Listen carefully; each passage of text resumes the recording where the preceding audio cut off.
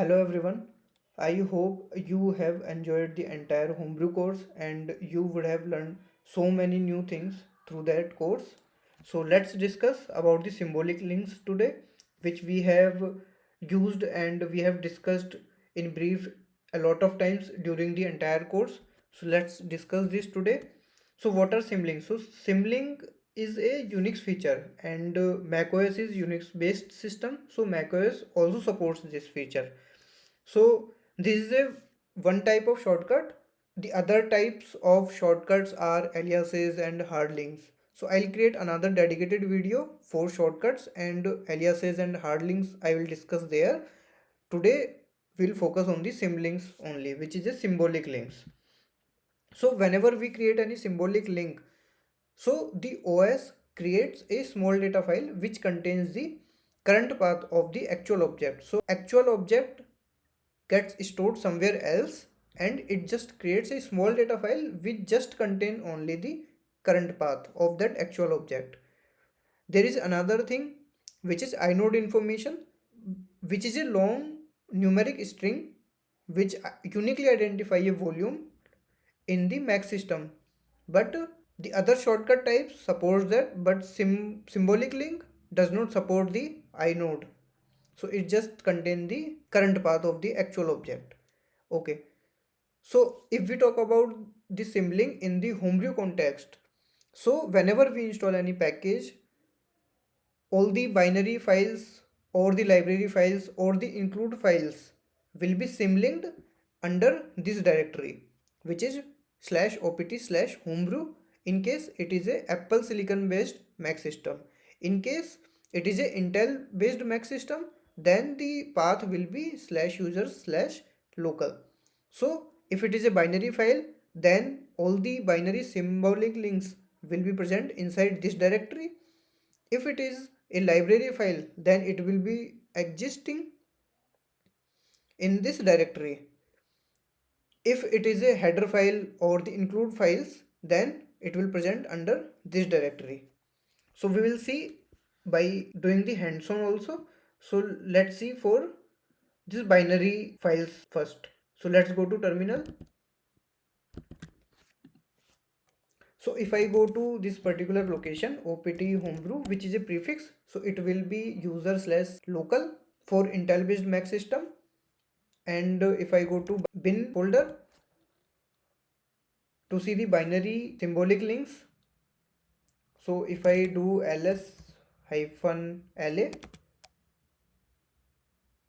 then the application name, so you can see this is giving me output like this, where this tree is pointing to something.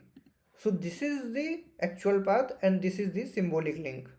And here if you notice, there is one L which is present, so it means the link only.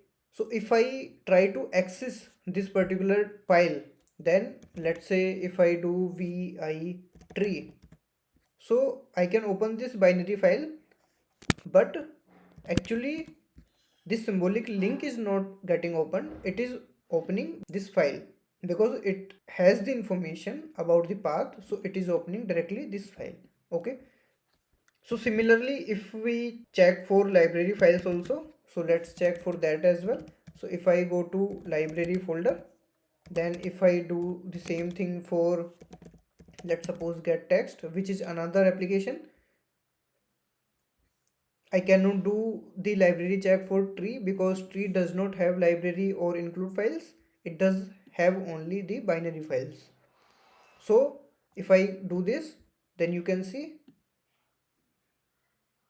this get text is a link which is pointing to some other file, and this file exists at this particular location. So it is also a link. So if I do ls-la for all the files, so you can see this all the files are the link here. Okay, let me clear my screen.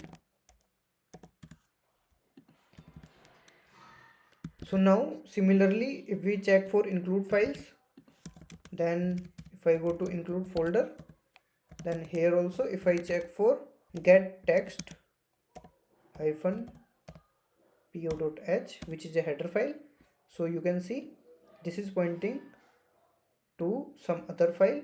So this is a symbolic link and this is the actual file, and this is also a link. So what is the benefit of this? Why this symbolic link is created by Homebrew? So for that, if I print the path variables value, so you can see here this is opt homebrew bin.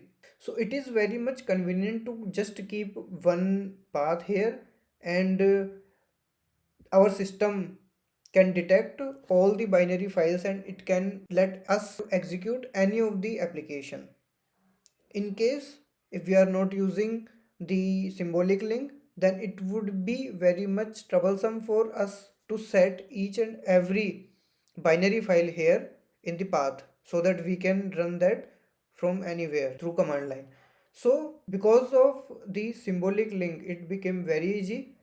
Like all the applications which we will install, that we need to just create a symbolic link and put at this particular path, and that's it. We do not need to change anything in the path variable. The another benefit is, let's go to the where the actual binary file exists. So let's go to that location. Let's say if I go to tree, then if I do ls, so you can see the version is here. So let's suppose today is this 2.1.1, but tomorrow it becomes 3.0.0. So it will be very troublesome for us that we need to change each time whenever the versioning is changing. So we need to change this each time in the path variable or somewhere else whenever wherever we are using this. So but because we are using symbolic link, so we do not need to worry about this versioning. If tomorrow it will become 3.0.0, so it just needs to be changed only in the symbolic links path value. Like this, if let's suppose this becomes 1.22.3, so it just needs to be updated here in the symbolic link only, and all is good. Okay, so that is the another benefit of this. We have already covered this.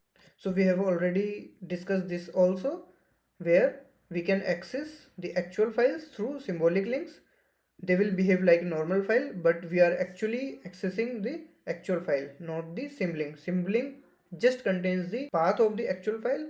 It doesn't contain the actual data. One more thing, for CAG only packages, it doesn't create the symbolic link which we had discussed in the Homebrew course as well. But in case we want to link that applications bin or library or include files explicitly, so we can use this command brew link and that particular app name. So it will create the symbolic link for the CAG only package also. Okay, so that was all for this particular video today. Thank you for watching the video. And if you got to know anything new and useful, please consider subscribing this channel.